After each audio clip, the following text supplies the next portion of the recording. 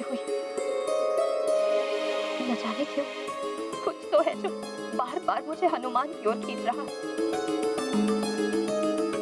मेरे नेत्र उसकी एक झलक देखने के लिए तरस रहे हैं।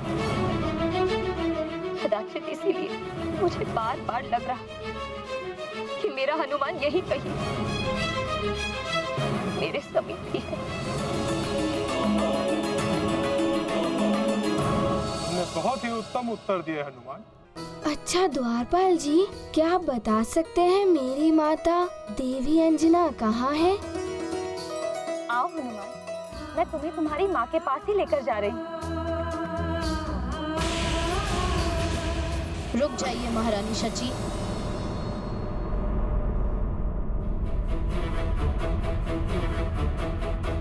क्षमा करें। स्वर्ग के नियमों के अनुसार अप्सराओं को अपने सारे संबंध तोड़ मात्र अप्सरा धर्म का पालन करना होता है। यदि हनुमान अपनी माता से मिलेगा तो ये नियमों का उल्लंघन होगा महारानी। उर्वशी, हनुमान कोई साधारण बालक नहीं है। इसने अनेकों ऐसे कार्य किए हैं जो देवता भी नहीं कर पा रहे थे। इसलिए इसे इसकी माता से मिलने से रोका नहीं जा सकता।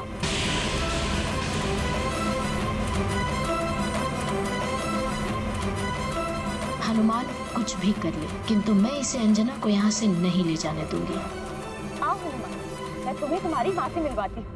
आप बहुत अच्छी हैं महारानी जी।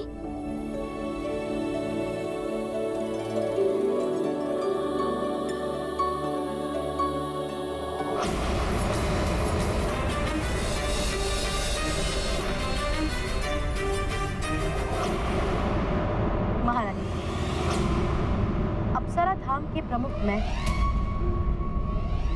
इसलिए यदि हनुमान को अंजना से मिलवाना ही है तो ये कार्य आप मुझे सौंपें। मैं ले जाऊंगी हनुमान को अंजना के। ठीक है, तुम लेकर जाओ इसे इसकी माँ के पास।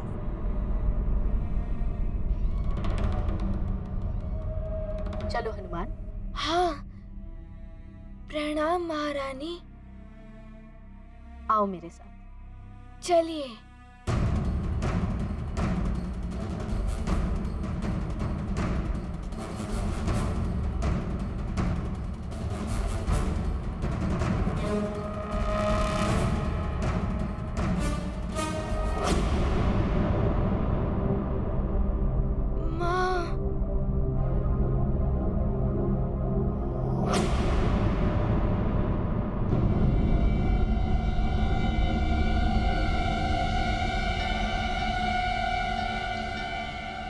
क्या माँ यहाँ भी है, वहाँ भी है और यहाँ पर भी।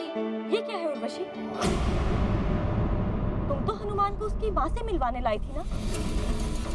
माँ से ही तो मिलवा रही हूँ महारानी। हनुमान की परीक्षा ले रही हो? इसका तुम्हें कोई अधिकार नहीं है।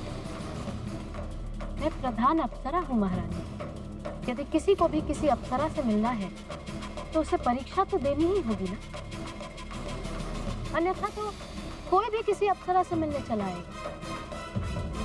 हनुमान, ठीक से दर्शन कर लो अपनी माँ, और यदि तुमने इनमें से अपनी वास्तविक माता को पहचान लिया तभी तुम्हें अपनी माँ से मिलने का अवसर मिलेगा, अन्यथा तुम्हें यहाँ से वापस जाना पड़ेगा। बोलो, स्वीकार है तुम्हें?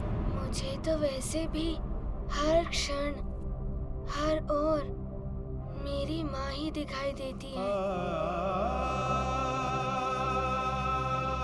मैं अवश्य पहचान लूंगा उन्हें।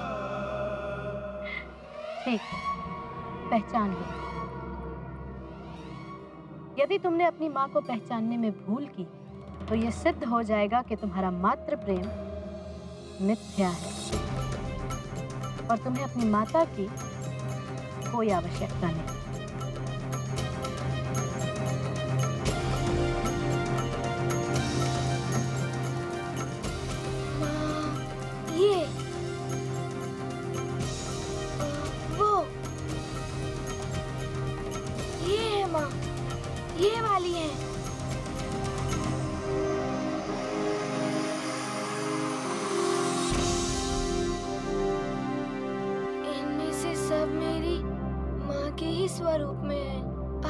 सी मेरी माँ है।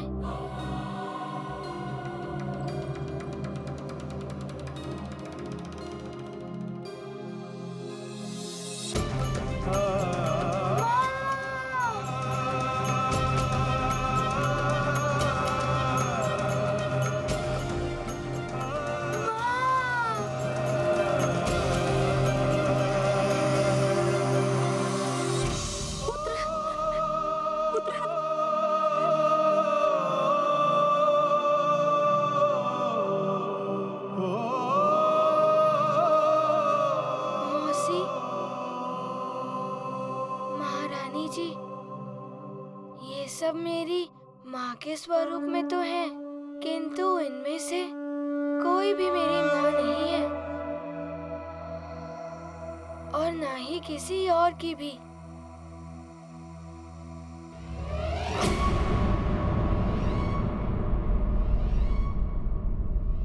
ये तुम कैसे कह सकते हो कि इनमें से कोई तुम्हारी माता नहीं? माँ होती है। अपने पुत्र की करुण पुकार पर माँ एक पल भी नहीं रुक सकती है। वो तड़प उठती मुझे हृदय से लगाने के लिए। मेरे इतने पुकारने पर वो यहाँ से इतने दूर चुपचाप खड़ी नहीं रहती। किंतु तुम ऐसा कैसे कह सकते हो? ये किसी और की भी माता नहीं? माँ किसी की भी हो, माँ होती है।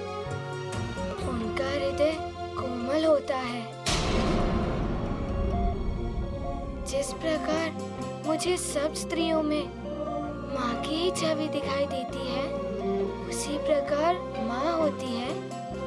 पुत्र की करुण पुकार पड़ने पर वो द्रवित हो जाती है। किंतु इनमें से किसी का मन द्रवित होना तो दूर, कोई हलचल भी नहीं हो रही है। ये तो भाव शून्य ही रही और माँ कभी भाव शून्य नहीं हो सकती।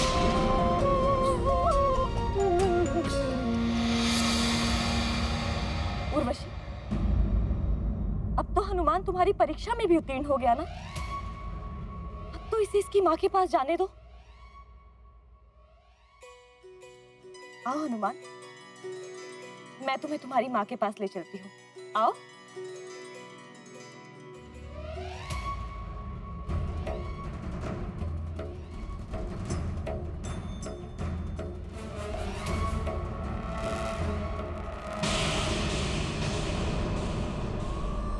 ये पद चलन की ध्वनि क्या मेरे पुत्र की है?